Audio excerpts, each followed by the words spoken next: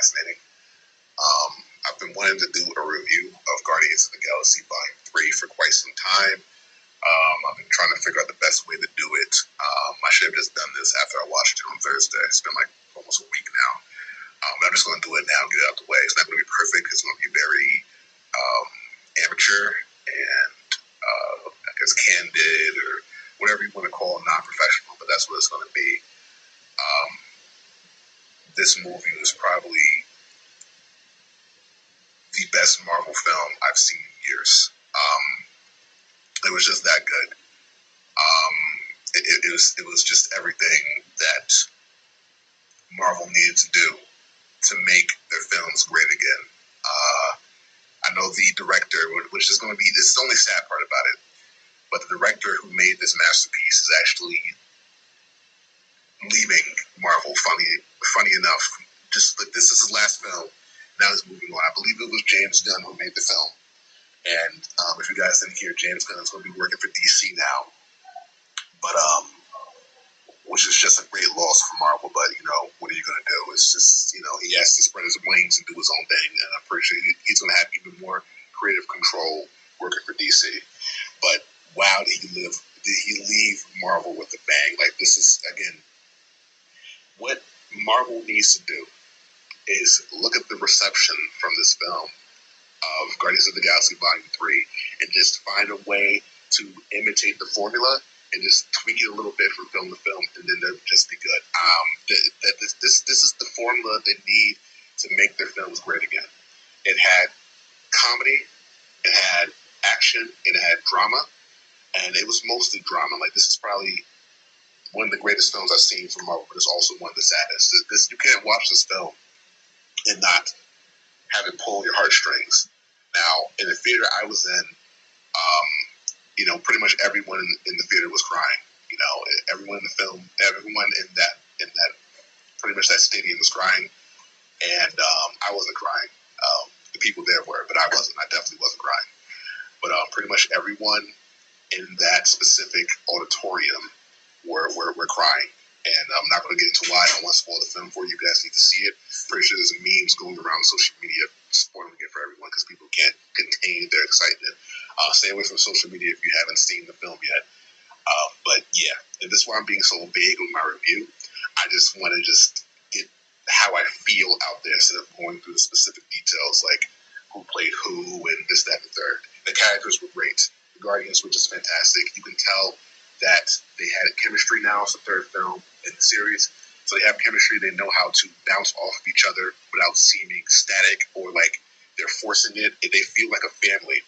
And when a specific member gets into trouble and is in desperate need of someone to save them, I'm not going to say if it's him or her, when that happens, you can tell that their affection for this member is genuine and they do everything they can to save this person. So I felt that it was just great. It was so good. It was so good. And it honestly makes me sad that this is the last one.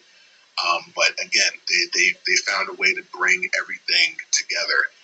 And like Marvel guys, like look at this film and just please don't lose the momentum from the success of this film. I'm gonna look to see how much money the movie made, but I'm pretty sure universally everybody agrees that this is the best Marvel film they've seen in a long time. And it shows that a lot of people are getting on Phase 4. They're saying Phase 4 is bad. They're saying Phase 5 is going to be bad. They're saying Phase 6 is going to be bad. But if they use this film as a lesson and learn from it and take advantage of what James Gunn was able to provide, hopefully named the director correctly, I believe it was James Gunn. If they take what he did and just take a lesson from it, they can save the MCU. The MCU isn't dead yet. It's not dead. It just needs the right director. It needs the right storyline. It needs characters that feel like they're not acting, like they're a part of this universe. So I think the Marvels is next, like the Marvel film, where it has all the Captain Marvels in it from different universes or different timelines or whatever. I have to look through it again. I think they're all in the same timeline, but they're just different characters with that part of this whole Marvel, Miss Marvel, Mr. Marvel mythos. I have to look through it again. People are already saying that it's going to be bad, so we're going to go from great to terrible. But after this film, whatever films come in the future, just take what happened in Guardians of the Galaxy Volume 3 and just, we got it, yeah. We got it. These Marvel characters can be done well. We just need to take this film and just, again, learn from it. Everything about the film was great. The pacing was great. You know, this was almost a 3-hour-long movie. I know it was well over 2 hours, if I'm not mistaken.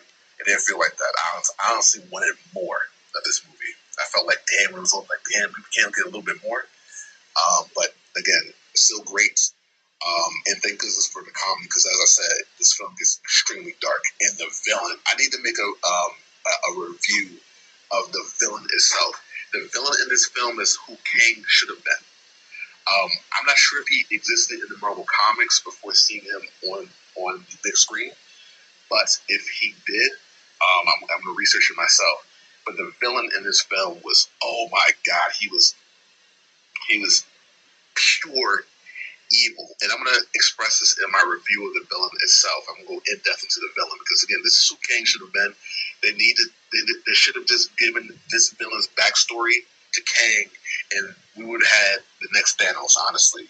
This villain is just fantastic. I honestly hope that they find a way to learn from this villain and make their villains more three-dimensional like this.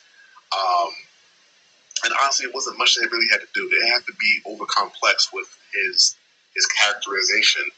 It's just he was played well. He had an excellent motivation, which I'm going to get into the review I make.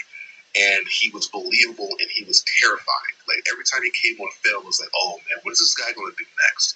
I cringed. It was like in a good way, because it was like I was scared for the characters, because this villain is just he's pompous and narcissistic, and honestly, I believe he's the MCU's first genuine psychopath. Like, a lot of people have said that some of the villains in the MCU were sociopaths. This is the first psychopath in the MCU. And again, I'm going to make my own video around him. But yeah, this film was just great. The villain was, oh man, I was like, oh man, this villain is just.